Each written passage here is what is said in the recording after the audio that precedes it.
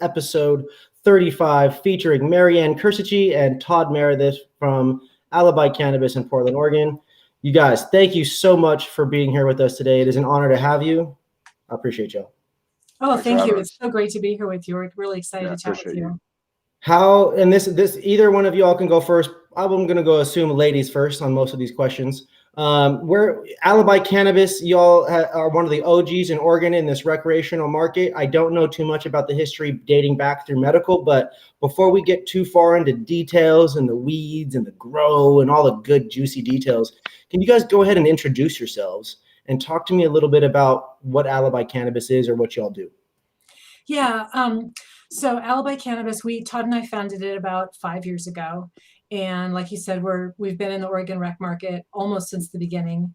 And I got into the cannabis business through cancer treatments that I was going through. About 6 years ago, I was diagnosed with cancer, and a friend gave me some cannabis and said, "Hey, you really should try this. It'll help out." And it did. And when I was just finishing up my treatment, Todd and I met through a mutual friend, and we're like, you know what, we should do this. So we found some land and started the business, and we had no idea what we were getting into. I think it's one of these things that's a little bit scary if you know everything. So it's good that we didn't. And, we really hustled and have worked really hard to be the best that we can be, and excited to be here. Hell yeah, I appreciate that. And thank you for sharing that information as well. I know cancer is such a scary thing for so many people. It's such a serious, powerful part of this world and the reality that we have. And so it's beautiful that you guys were able to come together and help other people and find a potential solution for a lot of people. I used to be a bud tender myself in Seattle, and I can't tell you how many pre-rolls and tinctures and all the different products that are available. It truly does help the patients. And so just want to show a little love and respect for that, and grace towards your strength for doing that for everybody. Well, thank you. Yeah, I appreciate that. And I'm excited. My experience was 5 years ago, but like now it's even better. We know so much more. And, I'm excited that 5 years from now, it'll be even like the research will have really caught up to the plant. There's so much more that's out there that we haven't even begun to uncover. 100%. And Todd, so you guys networked, you guys connected somehow. Talk a little bit about your role in this wonderful endeavor that you guys have taken upon yourselves. Yeah, thank you. So Marianne mentioned that we met. Where was it? Been 5 years ago, right, Marianne? Yeah, 5 or 6. And she kind of wasn't from the cannabis game. I'm born and raised Oregonian, and so I had been in the medical side for some time. I built out a dispensary here locally for a company actually out of California. When Oregon they used to have to be an Oregon resident at the time. So a friend of mine had a company, and they wanted a dispensary. So I had built that out. I ran that for some time, and then I also had worked at headed up a wholesale operation. So I felt like I understood the market pretty well. And so we had met, and I said we should, we kind of put our heads together and said, hey, we should do this. And I said, Marianne, I won't let you down. Let's go ahead and do this. She said, I'll trust you. And so I'm the head of sales for Alibi Cannabis. Marianne does a ton of the back end stuff. I sell all of our product, and then we have a really lean team. So we have a grower, just a couple of employees, and we keep it very efficient that way. And so far we've done pretty well by just following some business principles that we both have garnered from our past business experience that was outside of the cannabis industry, actually. So that's about it. So one thing that's always stands out to me when I hear about how people come together in cannabis to create these businesses is they always touch on their experience outside of cannabis and the impact that it has. A lot of people sometimes skip over it. Some people are true born and raised cannabis. They haven't really done much else sometimes with the family situations that they had. Gets crazier the further south and the further north you get into Oregon and NorCal sometimes, how like the generational family stuff. Can you, I don't know too much about your background, Todd, in terms of that. How much time have you been in that Oregon game, and where has the majority of your time been in that? Is it on the cultivation side? Is it on the logistics and distro and packaging and things, or? My background actually was not I've been a user since I'm an Oregonian, so probably, younger, whatever, teens or whatnot. Not heavy, but then as you get older, I'm not really much of a drinker, so I'd use cannabis more and more. And just in Oregon, it was kind of the thing to do. It wasn't really frowned upon out here. But my background was more financial. I traded futures in Chicago for quite a few years, and I was really interested in the financial markets. And so that's my background. And then I was also what did I do? I worked for a pharmaceutical packaging company. We did temperature controlled pharmaceutical packaging. So, I had experience setting up warehousing and operations, basically operations management.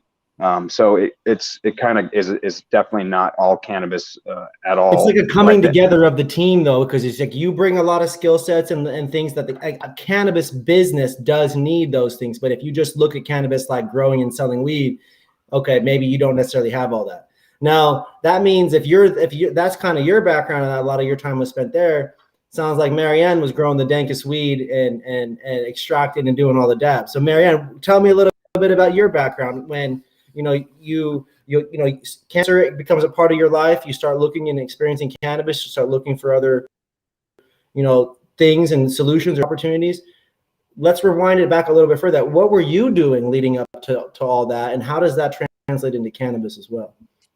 Yeah, it's really interesting how people come to this industry, because you could come from anywhere with any story, and it's all really interesting. And I think it's a fabulous way to look at people's paths. My path comes from finance and tech. So I've worked at Microsoft, I've worked at Intel.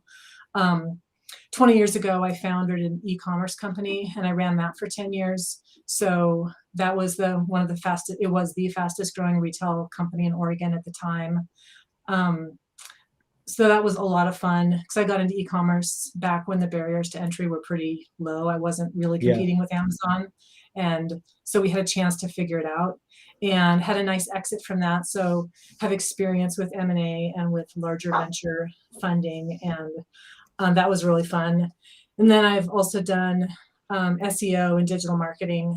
And then all of that came to a crushing halt when I got cancer, and decided that, it's time to do a reset. Let's think about what really matters. So what really matters is doing what's right for my family. And that's when we founded the farm. Yeah. That's yeah. So it's so bad, right? I don't know what other word I can think of in my limited vocabulary, but it's also brings upon so many positive things in so many ways. I've heard countless stories about people finding a call, having that reverse energy for their actually then living a truth to some extent, right? Whether it's for their family or even just for themselves. God, it's just so inspiring to hear that. That's why we set up the North American Weed Tour, y'all, is to come across doors. So I can't thank you guys enough for jumping on here and sharing this. Now let's dive into some of the juicy details about the farm. Alibi Cannabis, you guys are in Portland, Oregon. Is that where the grow is? Is that where everything's happening? Indoor, I would assume? Yep, we're indoor, and we're just outside of Portland. So Okay. yeah, definitely the metro area. We have a tier 2 license, which in Oregon means you're licensed for up to 10,000 square feet of canopy. So that's what we're licensed to produce. We don't have that quite all built out yet, but that's in the cards for the future. Absolutely. And yeah, I mean, indoor cultivation, it's this whole beast with technology and equipment and getting your environment right. And that's what we've been working on improving and being the best at for 5 years. Does Portland, and maybe Todd, maybe you can speak to this because you're from you're a true Oregonian out there, born, the whole everything. I know the coast has its own microclimates, and I'm sure Portland has weather that traps there to some extent as well. Do you notice anything? Is it a true microclimate out there that you have to have all these different variables? Does the heat and the cold out there really play into the indoor grow situation that you guys have? Because I know Seattle and Tacoma, when it gets hot, shit gets seedy where we're from. Yeah, I think what's pretty difficult for some people out here is dealing with mildew. Is that right, Marianne? We kind of, just because of the moisture in the air, if you're like, let's say in the high desert or whatnot, it's not nearly as humidity and whatnot, moisture in the air. So it's not the end of the world. People figure it out, but that's definitely different than maybe Arizona or places like that. So, and then if you're dealing with greenhouse or depths or whatnot, a lot of those guys who are in Southern Oregon versus in the Willamette Valley, they deal with more mildew and things like that, mold, etc., just because of the moisture. Interesting. I mean, common sense wise, it makes sense because it's just simple. Like, all right, well, look at the geography, look at the weather out there, Sure. look at what it's known for, right? Seattle, wet. Oregon, also moist and wet and cloudy. You're just general common things, but we forget. It's like, all right, so then you take the weed. You're not growing weed outside out there. This is an indoor grow. Do those same factors still apply? Well, yeah, we're talking moisture in the air, right? We're talking generally sometimes people tracking in moisture in their clothes or on their shoes, situations where it just has variables happen. Now, for you guys, I want to give the people some perspective of what the Oregon market's currently like. So can you guys shed a little bit of light on, we kind of talked a little bit about it briefly beforehand. It's kind of crazy here in California with the market being down and whatnot. What are your thoughts on how Oregon's currently at? And then if you guys have any insights on the data specifically behind that, I don't know if anything has to be 1,000% accurate, but any insights on what's happening out there would be great. Marianne, do you want to start and I can continue? Sure, I'll start. Every year, and having been in business for so long, we see trends over time. So every year in the fall, there's always a little bit of a decline before the outdoor stuff comes down, or right when the outdoor stuff comes down, and so there certainly is this cyclical part of the market. This year it seems to be worse, and whether that's because people are finally getting out of COVID lockdowns and getting back to their lives and not sitting around smoking all day, or whether that's changes in the black market, it's really hard to say. I've been working with a couple of the trade associations in Oregon trying to come up with some data that we can use to influence legislators, because there's currently a producer moratorium. They're not issuing any more producer licenses. So we're trying to come up with a data-based approach to have those conversations with the legislature. And one of the things that we've discovered is that just with 15% of the producer licenses, they're already producing triple the amount of flower that is then, they have the capacity to produce triple what's being sold every month. So there's such an oversupply and such an over licensure that it really, and we can't sell outside the state. So you're kind of just stuck with it for now. Yeah. The big bright path in the future is federal legalization, and once that opens up, then that will completely change the market. But until then, the Oregon market, and I think as states mature, it just gets more difficult because you get more producers, and then they're growing more, and we're trying to encourage more consumption, but how much is that actually going to take? I don't know. Yeah, at some point you look at the markets and then all these new, like Washington, Oregon, Colorado, at some point it does level out because of population size. Yeah, exactly. And then people all of a sudden look at like these new states coming online. For example, California and Vegas came on, or Nevada came on after, right? Those other two. And now that's the big shiny object in the country. And then a wave of 10 other states did it. A wave of 10 other states did it again after that. And now here we are with damn near 40 states or something like that. And territories also approving some form of decriminalization or legalization, right? Yep. So Todd, what are your thoughts on the market that's going on out there? What are you seeing? What have you seen before, or the last year or so? What are you seeing now? Yeah, so last year was kind of a banner year, but I think it was an outlier in regards to just the market conditions and COVID, and people were stuck in their homes and getting government checks, and so there was kind of more like a run on weed for quite a few months, and it was fun, right? It was easier to sell, and you were getting calls left and right and selling out. But I think a lot of us knew that wasn't going to be. That's not the norm by any means. Now I didn't talk to anyone in the game that thought it was going to be as rough as it is right now. You mentioned you're from Washington, correct? Yes. So you're no stranger to Washington's no stranger to pretty affordable and cheap marijuana prices, right? So I kind of Oregon and Washington have been in this game for quite some time, and we're known for really quality product. But I also think we have, I think it's statistically proven that we have some of the cheapest product in the nation, which is sad. You know, when you're producing such high quality product, it is what it is. But I think Marianne, you know, nailed a lot of it in regards to the OLCC has allowed too many producer licenses, and I'm all about free markets for sure. But I don't think that there needs to be there doesn't need to be more dispensaries in Starbucks, for instance. That causes an issue. That there's just not enough smokers and customers to go through and use the product that's on the market. So it's pretty slow right now. I haven't seen it like this.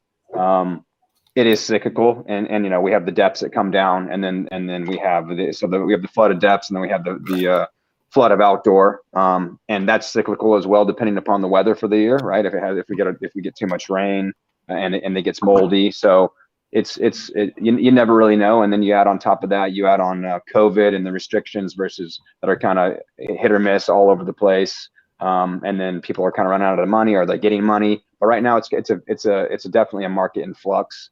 There's It's so really many interesting. variables changing all Tons right now. the time Yeah. right now that it's Right now is hard to be interesting. able to be like, this is happening because of this, and I'm sure, right? Yep. And it just makes it borderline impossible. You can, like, to guarantee anything right now saying A and B happened because of this. Come on. I wouldn't do it. There's too much stuff changing all the time. Not to mention, even if things are in place, like you said right now, it's willy-nilly in terms of enforcement or consistency. In what community, and I don't say this with politics in mind whatsoever, but I physically have gone in a lot of places in COVID. I'm one of the people that traveled, get me for it. It was so inconsistently enforced, not because of people choosing one, right, left, middle, whatever reason. People didn't know what to do. They really weren't told how to do any of it. It was just new rule. Business has got to follow it, figure it out, create a SOP, and oh, by the way, remember to do this every day, all the time, and wash it, you know, every couple hours or whatever, 30 minutes or whatever it is. I ain't never seen anybody do it like on like clockwork at any place I've ever been. Big retailer, small retailer, it doesn't make a difference. Like, and Oregon, Washington, I think they've been pretty clamped down in terms of a lot of that kind of stuff compared to some of some cities. I'm sure Southern Oregon is different compared to some of the bigger metro cities. It's just generally the case. Like across America, big cities operate differently than smaller areas. So, like, I'm sure there's to some respect, that's impacting cannabis sales across the board. Now, people don't know. People think there's delivery out there. There's not delivery. What's the situation with delivery going on in Oregon right now? There is delivery. Delivery is allowable, and there are licenses that do deliver. Nice. Yeah, it is available. There are a couple of companies that kind of capitalize on it, or some dispensaries or whatnot. Yeah, for sure. So you guys have products that people can order, and get it straight to their home kind of thing already on some of those menus, or? Yes, a few. If I sell to the right organizations, one in particular that I recall, and we do a little bit of business with them. They have a delivery menu for sure. That's dope. See, when I was in Oregon out there, I didn't know that's a thing. So big shout out to you guys. Had no idea. Learned something new today. Today's years old when I found out Oregon really has delivery in place. Shout out to that. For you guys, do you not to say you guys got to name some of your go-to dispensaries or favorites or whatever, but where do you guys personally shop? Is like, oh, if I'm going to go run and grab something real quick, can we shout out one of those little places for each of y'all real quick? Yeah, for sure. There's a lot of chains out here. So, Nectar's a big one. There's one right by my house. So I think it's also just kind of demographic where you're at. There's tons of shops. One of my little shop that I really like that has supported us well is Cannabros. They're in multiple locations. I have to stop by and see them. I've been to the Nectar ones before. We've worked with them in the past. Big fan of their branding. Right away, they came into the rec market out there with really strong, clean branding and experience at their stores. I think they've exploded now across the state, from what I hear. Their stores are beautiful. They do a really good job. But yeah, to add on to what Todd said, he mentioned Cannabros. Another one of my favorites is Khalifa. They've got a couple shops right around the Portland area, and they've been really good customers of ours since the beginning, really support us. Fantastic. And when I need something, I like to reciprocate, because hey, if I want, a cart or whatever, or some edibles, that's where I go. Absolutely. Yeah, they've been fantastic, and I'll interrupt as well. So I'm actually from Bend, Oregon, and I have to shout out to Tokyo Starfish out there. Those guys have been fantastic. I love their branding. They do a really good job with what they're doing, and they're just really fantastic people to work with. So for me, and I've always ran the sales this way, it's about loyalty as well as just as treating them as I would like to be treated. And it takes a while to build. For me, sales is about relationships. And so that really means a lot, when they get, even in tough markets, when people will still order from you, because it's easy when it's easy, but when it's tough, sometimes you got to help each other out. And so the shops that have been loyal, and there's many more than that, that really helps us out as a business. And I think hopefully it helps them out to have a quality and consistent supply chain also. Hey man, I know when I was running a dispensary and helping, coordinate some of the buying and the marketing of it, and then budtending on the floor, to have the different, to have a brand that has a story, to have a brand that has meaning behind it, to have a brand that has a team that cares, it's doing it for the right reasons. Every one of those little things helps, man. Every one of those little things really starts to add up. The loyalty aspect that you're talking about. Myself was a sales rep today for Buddies. I can't tell you often enough how disrespectful it could possibly be to be told, like, man, you're the homie, I want to build with you, this is a long-term thing. And then the person across the street calls and you're the quickest person to say yes. Now, again, business is business, but relationships is business.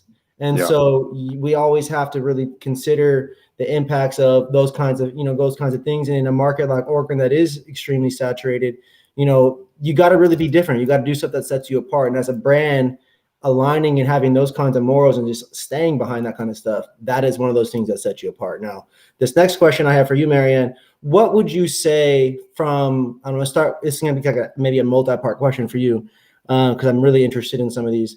I'm a smoker, I'm a user, right? I'm a patient. So I'm interested in hearing what sets Alibi Cannabis apart for patients, and then what sets Alibi Cannabis apart as a true high-end cannabis cultivation group? Yeah, those are great questions. And there's a couple ways that we set ourselves apart. Number one is consistency. There are some strains that we have grown since the beginning. So over time, you get to be really good at growing them. And we have a cultivation team that does an amazing job. Our head of cultivation is great, and he really knows how to maximize what a strain can produce. So like Rainbow Crush has been around. We've been selling it for 5 years, and patients love it. It helps, with nausea. It helps with pain. It's one of these things that's really sedative. So people use it at night if you're having trouble sleeping. And having the experience growing the plant for that long, we really produce the same thing it's kind of like Groundhog Day every month. It's the same thing over and over. But as a patient, that's what you need. You don't want to be like trying something new. It's like, I don't know if it's going to work. I don't know if it's going to, keep me up. If it's going to, how is it going to react with my body? So on the patient side, the consistency is important. And then just as a consumer, I think that the other side of what we do is we have a bunch of new strains that we've been testing things for the last couple of years, and we have some new stuff that's coming out. And so it's also being nimble and being able to respond to the market if stuff, if there's some cool genetic or some cool cultivar that people are asking about, like, hey, we can test it out, throw it in the lineup, and 3 months later, or 6 months later, we've got it on the shelf.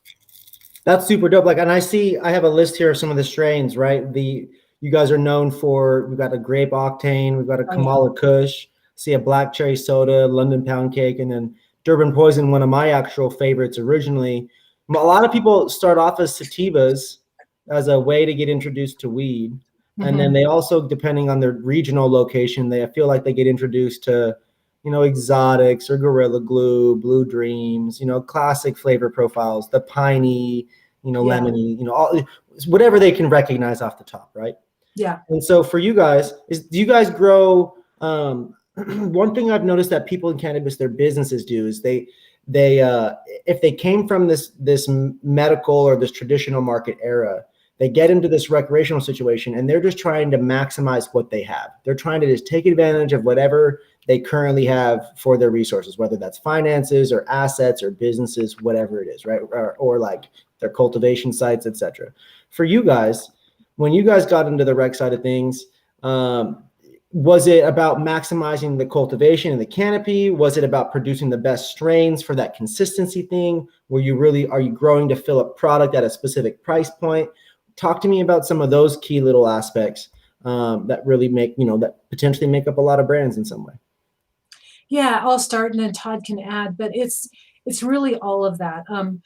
The challenge is to grow the best quality at an affordable price. We do not want to be the most expensive thing on the shelf, because I would rather be mid-price, mid to high price, but not the most expensive, because I would rather get in people's homes and have them appreciate the flower, as opposed to, being the Gucci or the whatever.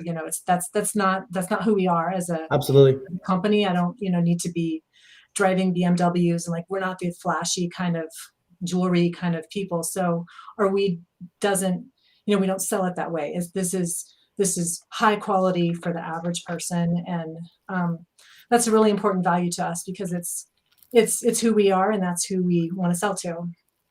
Absolutely, staying true and authentic to what you guys stand for. Yeah. The other side of that, though, is that building an indoor cultivation facility is really expensive.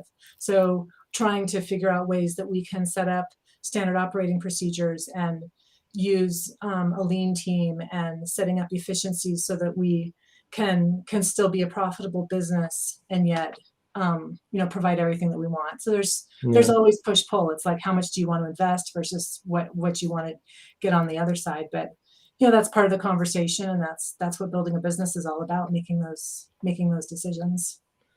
A lot of different ways to build these businesses, and to do it in a way that maintains all the things you care about is some of the hardest stuff in the game. For sure. It is difficult to stay true to your values. And she mentioned yield as well. It's all about shelf space. And so you're dealing with yield, and then you're also dealing with test scores out here, which is, I don't know, that's a big thing. I haven't seen that change in any market. I wish it would. I've been in the, like I said, we both been in the game for quite some time, and you'd like to see it change, because bigger is not always better, but we live here in America, and it's hard to, for some, whatever reason, it's the higher the number must be better. So, we do try to strain hunt, for higher test scores as well, but that's kind of silly. I don't, you get what I'm saying. So, but because then I feel like you strain hunt to do that, which means you then change up your core cultivation practices, and well, you can. It's super hard. It's really hard, as you know. It's really, really hard to find those A+ winners, and so right now we're shifting to some more exotics, and we're really focusing on quality. We've always focused on quality, but Marianne and I are in this marketplace, and it's who we are anyway, and our brand. But we're really focusing on quality, and also growing more cultivars, because you can't get away with X amount of one strain, because the sell-through rate's just too slow right now. So rather than having, so instead of having 2 options, I need to have 4 to 5 to 6, so I can hit those shops every single month, and they might not buy all 4 to 6, but they might be like, hey, I ran through this one, or hey, you didn't have this one last month, I'll take that. So more flavor options. You just have more flavor options, as well as we're coming out with a joint line. So with our bee buds, or our high quality flower, which will have usually have high testing, with our new branding. And then we're also we partner with, we're going to be doing some edibles as well. Nice. So just kind of like, casting a wider net rather than just flower. Flower is fantastic. We love it. But to stay alive right now, and stay relevant, we think it's really important to just have more SKUs. So as well as launching those individual SKUs just through your menus, or are those collaborations with brands?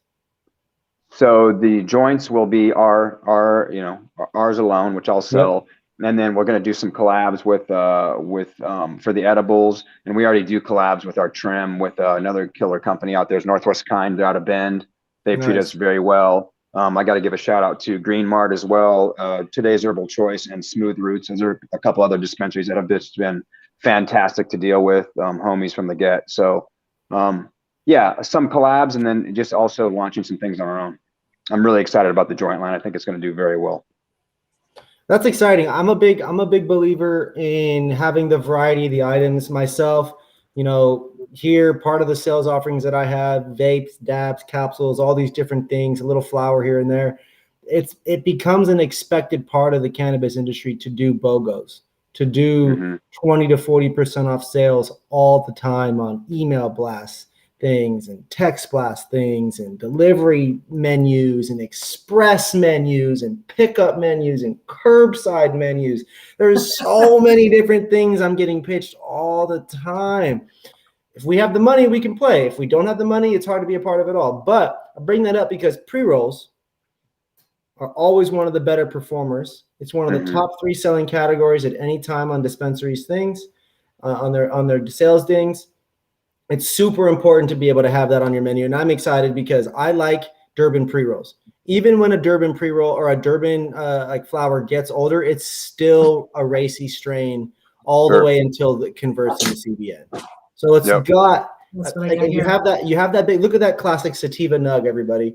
People that are tuning in here, I know there's right now, there we go. We got a couple people coming in and watching this. Look at this sativa nug, nice and long, nice and thin, reaching up to the top. I'm sure that's piney, lime in it, lemony, got the nice terpenoline smell, that sour skunk. Durban is a classic landrace sativa coming. I believe it comes out of Africa. Now, this leads me to my next point for you guys. Talk to me about the cultivars. You mentioned that earlier. You're trying to have a variety of options. How did you guys select the strains that you're most known for? So we've done really well with a kind of proprietary strain, Rainbow Crush, which took off.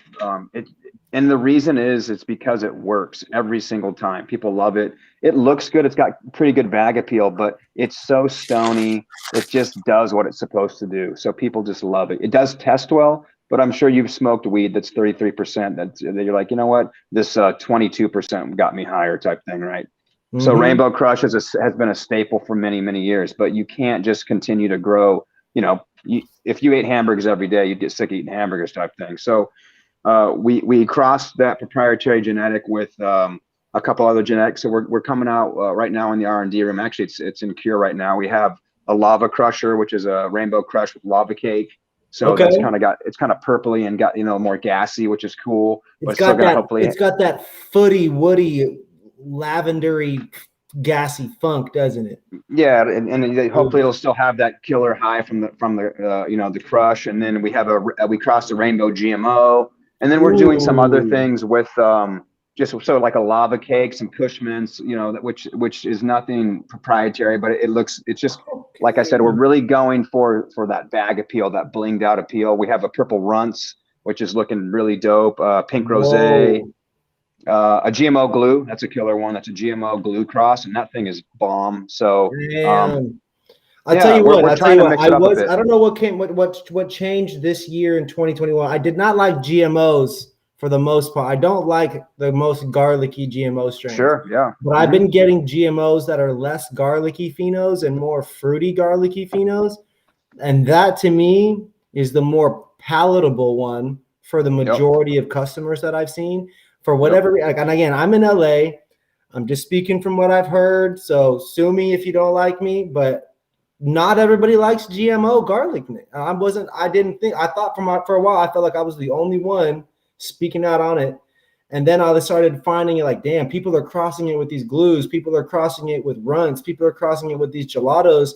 And the flavor profile is becoming much sweeter. And so for yours, talk to me about some of these, the flavor profiles in some of these strains. What were you going for with some of them? So some of them are so new, I can't even, really even mention that because I haven't even, we're kind of excited to smoke them. And I actually have a tropical gelato in there as well. That's really a baby. So I haven't seen it flower out Oh my yet. gosh. These are but, exclusives. These are RMR exclusives you're dropping here right now. Oh my gosh. Here we go. maybe a little Alibi bit, Cannabis in the building. so, our whole team is we've been running a lot of the same things like Durban for so long, and it's not sexy, but not many people run sativas, and it's time to change it up. I personally love the smoke of Durban. It's a fantastic high, but I'm excited to offer the marketplace some more blinged out, sexy strains. I'm excited to sell something new, just as you are when you get new drops, I'm sure. Oh yeah. Where did you guys did you have local breeding partners for those as clones? Did you do those from seeds, some pops like Cushman's? Did you pop that from Seed Junkie? Where did you guys get some of these cultivars? Yeah, so the rules here, you have to either do it in-house, right? Or you have to get it from farms. You have to basically stay within the pool, within the system. Yep. So we're sticklers to the rules, and that's what we do. So we've crossed a lot of them ourselves, and then we have the homie hookups in the game, and we kind of stay within those rules. Love it. Love it. Love it. Love it. Because I know Oregon's pretty, let's say pretty. Oregon and Washington both have real been known to follow through on. I think they went after cookies a little bit for bringing all their genetics in all these different states. But I don't know how someone can do that. But respect to them and what they do, because they do their thing. And they get a lot of the genetics, and they created a lot of the stuff, that we've all been a part of and blessed to use. Now, I've actually been down to the Archive Genetics group. I think they're down there in Oregon too, correct? They're fantastic. Yeah, I know the owner. Nice. He's super good guy. Fantastic. I smoked a couple phenos of that Moonbow and the pre-rolls, and oh my gosh! And not only, what was crazy? A $15 or $16 pre-roll in Oregon of that is 1,000 times better than a California $22 pre-roll. Oh my gosh! Yep, those guys do work. He's a great dude, and they put out really good product. And you can, they do sell a lot of their clones, and so they offer up their genetics to the marketplace, which is really killer. So for you guys, do you guys offer a clone program or have plans to do anything like that? How do you guys potentially expand the brand beyond? You mentioned the edibles and the pre-rolls and more flower strains and things like that. Do you have plans for other types of products and things potentially? Yeah, so those are the big ones, and I'm really excited about the edible options. We're going to be doing a gummy with our Grape Octane trim, so it's going to be a grape kind of flavored gummy, and that's the collab. And Nice. I'm really hoping that leads to the company that we've chosen to collaborate with has a really good reputation. They're really good guys, so I'm excited that turns into something more. They have a super creative product development team, and who knows where it's going to take us. So really the future's kind of endless on that. And then the pre-rolls, we have also a bunch of ideas, doing different flights of, different cultivars in the pre-rolls, different packaging. We got to get the first ones out to market, and then explore some of the other fun options. Yeah. Yeah. The infused ones and all the different things. It's going to be an exciting really time. Cool. That's dope. Yeah, we have some ideas for sure. That's the fun growth of brand. Now, in these more troubling times, that's when the creativity tends to get brought, right? A little bit of pressure makes people, with the right talent and the right skill sets and the right experience, really, we shine. And it's exciting, discovering you guys, in our outreach. And it was super dope that, again, really appreciative for you guys to be here. Good time for everybody watching, tuning in, whoever decides to watch this and stream this afterwards, please be sure to tap in, like, follow, subscribe. Go give Alibi Cannabis a follow. Give them a Google search right now. Visit their website. Follow all their social medias. Can you guys go ahead and just shout out a quick social media profile tag or something while we're a little over halfway through. So I want to make sure we at least do some appropriate social coordination. Yep, our website's alibicannabis.com. We're on Instagram, Alibi Cannabis, pretty easy to find. And if anybody wants to connect with me, I'm on LinkedIn, also pretty easy to find, Marianne Cursetjee. Everybody get on LinkedIn. I'm on LinkedIn also. Yep. Todd Meredith, LinkedIn as well. Todd, there we go. Yep. Perfect. All right, so my next question is more about the cultivation. I kind of covered a little bit of the genetics, tiny bit, but let's talk about some of the growing practices. So I know the Pacific Northwest is real big on, more of a sustainable situation in terms of cultivation. So if you guys wouldn't mind kind of walking us through your guys's, general style or methodology. You don't have to give us your, your pH balances and your timings and your cycles, but whatever you guys are willing to share, we would love to just, shed some light so the customers can get an idea beyond just, we grow indoor weed, Yeah. One of the key things is, so first of all, I want to give credit to our head of cultivation, because this really is his system, and it's he's a monster. Yeah, I mean, he's been able to do this, with a very lean team. That, so while I'm speaking, don't ever think that I would be the one who's actually. I mean, I'm in there a lot, but this is not, my what I bring to the table. But one of the things that we do is we only grow in soil. A lot of people take their cuttings, take their clones, and they'll do it in all kinds of different media. But we start the idea is that the plants, when they start in soil, they finish with soil, they're happier all the way through, and happier plants give us better yield and better flower. So everything that we do is when we touch, all the plant touching stuff is about what's best for the plant. So while we set up a schedule and we have, things that need to happen at certain times, it's really looking at the plant and it's figuring out, okay, what are the nutrients it needs today? What's the environment need to be today? And so that's how we're able to do it. It still is very handcrafted, even though we're a lean team and we put out a fair amount of flower. It's still, every cultivar gets its own special love, gets its own nutrient blend, gets its own environment. And that's our secret sauce. Love it. Hand trimmed, always. I know people were waiting, like, I wonder if he's gonna say it, and I was like, I gotta ask it. Oh yeah, it's assumed, but generally it always is these days, especially indoor craft companies. So I did mention, we talked a little bit about the genetics for you guys. Was there any one source? Is there anybody that you can shout out in terms of where some of the stuff came from for the Oregon market, just to show some love to the culture community out there? I don't, like I said, no one would know them because they're just players in the game, just Makes friends, sense. or it's kind of like, it's not like a big clone company. No, there's no clone companies. This is a really bad example. You might have like a black market person or whatnot, that you're like, his name's Mr., whatever the hell. And it's like, I might say a guy's name and they'll be like, who? So it's just other rec dudes in the game, or we've done some stuff in-house. Our guy's name is Chris, and I think he's got 26 years experience. And so he's just been, we're a three-legged stool for sure. And we all do our jobs really well. And so the one thing that's really helped this team is there's really no ego. And I see that sometimes in the cannabis game, not to talk shit, but it's, we all just kind of do our jobs well, and we all try to stay very open to continuous learning and life in general.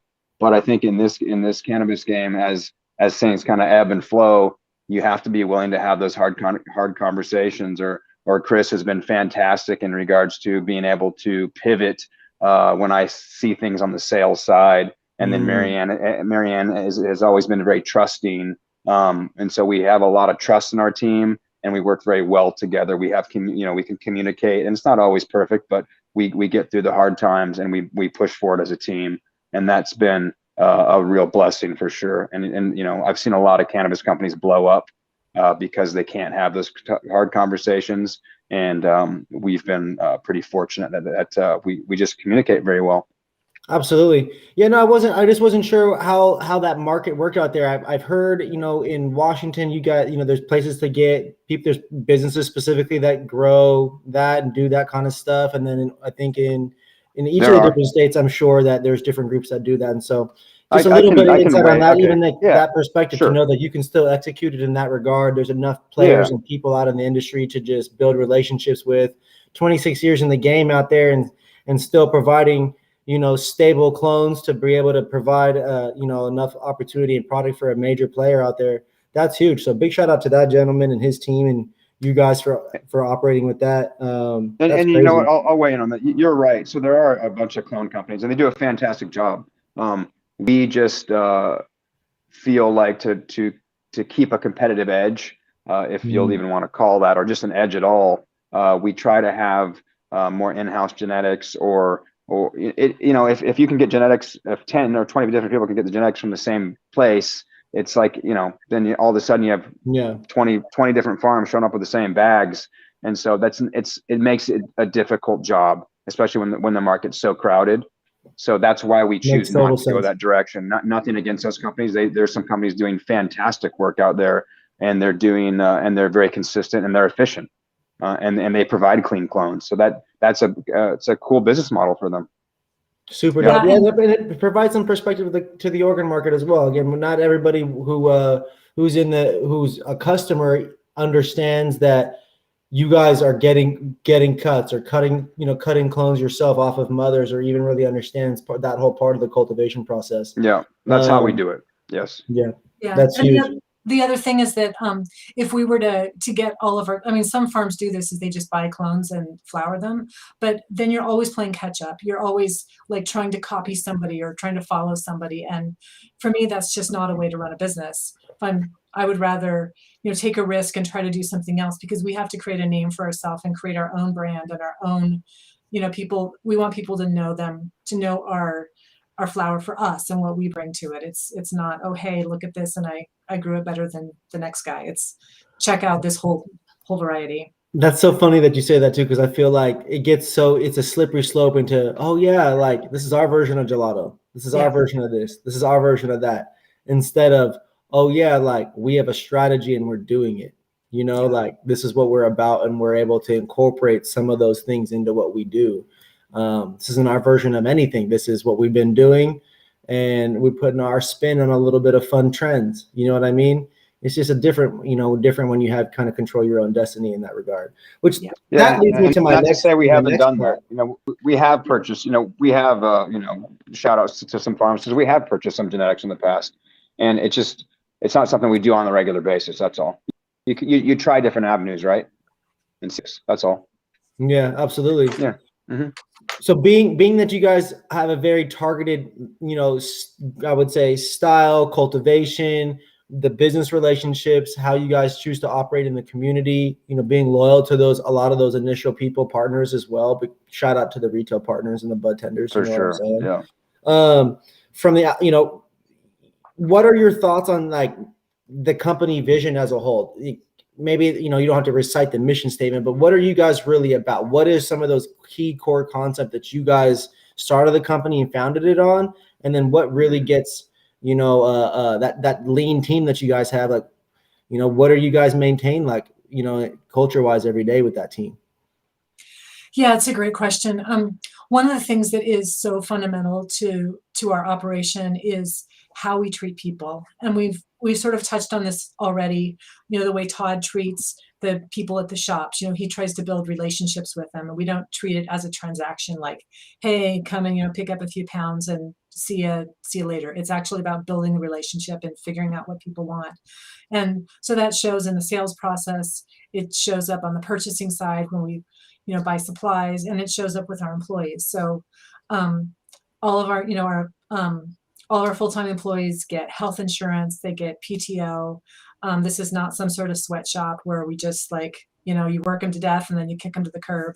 And I've heard of plenty of farms that do that. And I'm not going to talk smack about anybody specifically, but we're building this for our families and for what we can bring to the market. And so I want to treat our employees and everybody with the same respect that I would expect them to give me.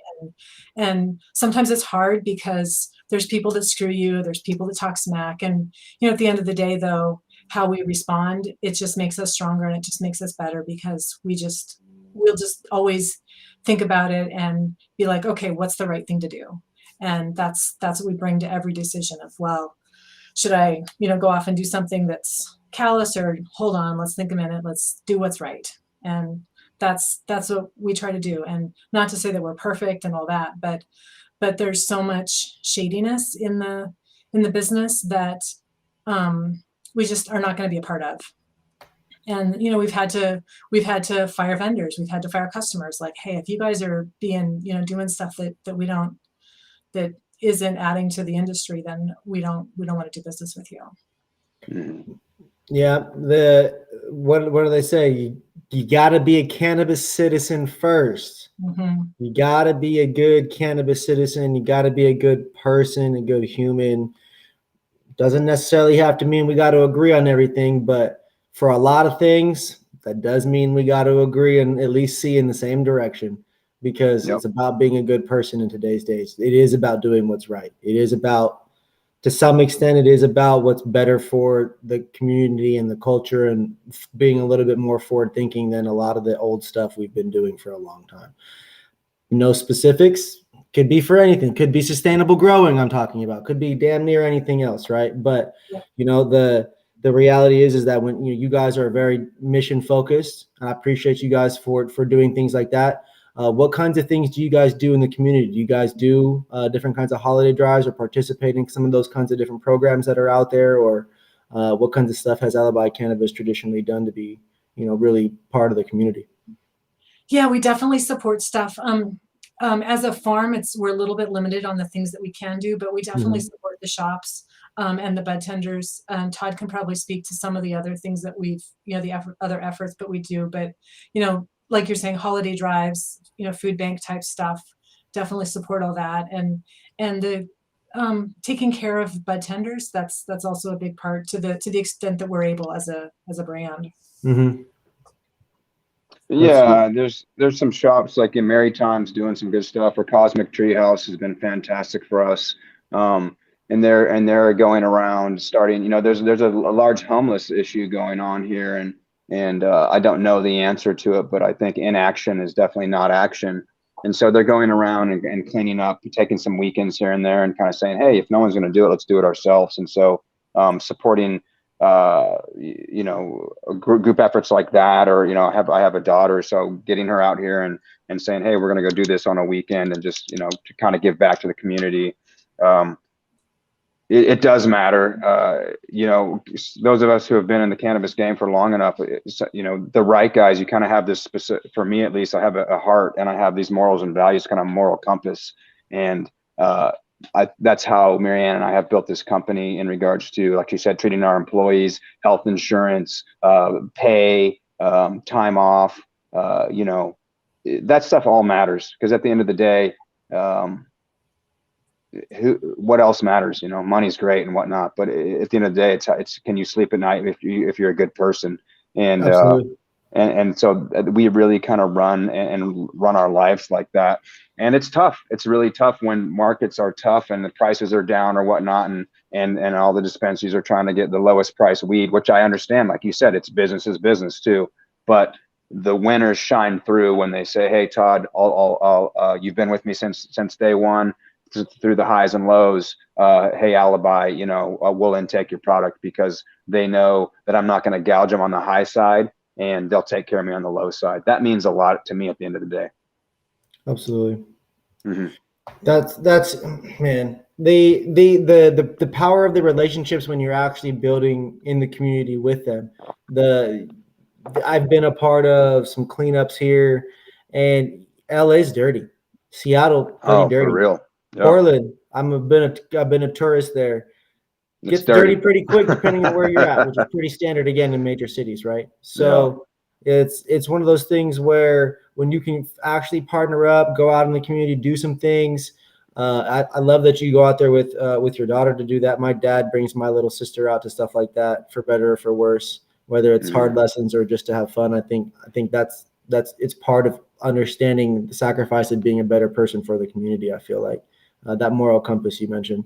Now, Marianne, you've been through a lot to get into this cannabis space. You're a woman in the space. The cannabis industry, traditionally known, white males, a lot of guys, a lot of rich white dudes, a lot of just all kinds of people encroaching in and doing their thing and taking advantage of the space, for better, for worse, in a lot of aspects. Can you describe for the ladies out there, what has it been like becoming a cannabis business owner from a woman's perspective? And kind of also too, I asked this question not from just a bare, like shedding light on, oh, I do this, I do that. Like, I'm trying to, I want to inspire more people to do it. I have a little sister. How can we be more inclusive and educational and impactful for more women to get into this space? Yeah, it is really interesting that women and minority ownership and executive positions in cannabis has gone down the last couple of years. I'm just completely astonished that the trends are going the wrong way, and I don't know why.